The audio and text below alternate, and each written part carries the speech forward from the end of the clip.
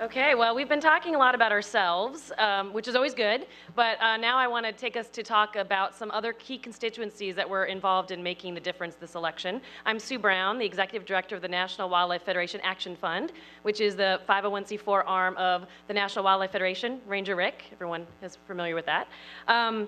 This year we saw that the promise of a new energy future, the harmful impacts of climate change, and the opportunity for clean energy jobs were real motivators for voters from all walks of life.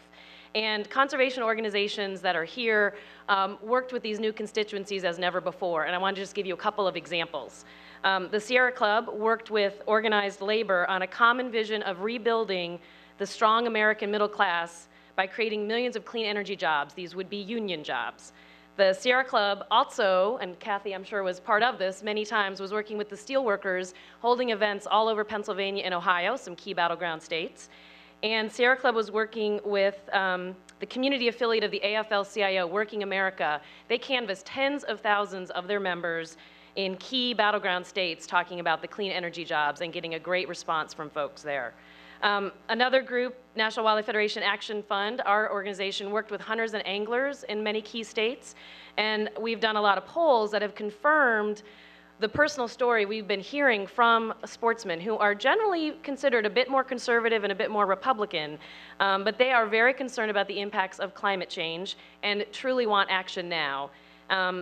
The National Wildlife Federation Action Fund did a poll in July, and we found that 80% of the nation's hunters and anglers believe the United States should set a bold, new vision on energy policy and set a goal to achieve 100% of our electricity from clean, renewable sources within 10 years. You might have heard a guy named Al Gore mention that comment, and the sportsmen were 80% behind that.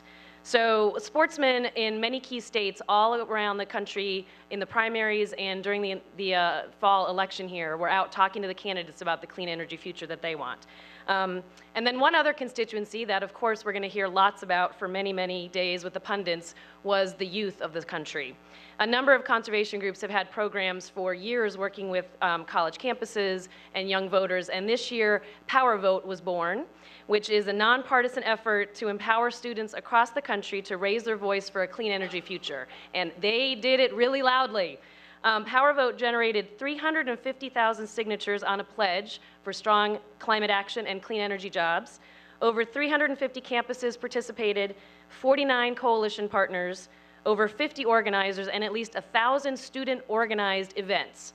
And you might have seen some of those. These 9-foot windmills that were at every single presidential debate were one of the things that they used. So those are just a couple of examples of other key constituencies that were echoing the message of the clean energy future that you're going to hear.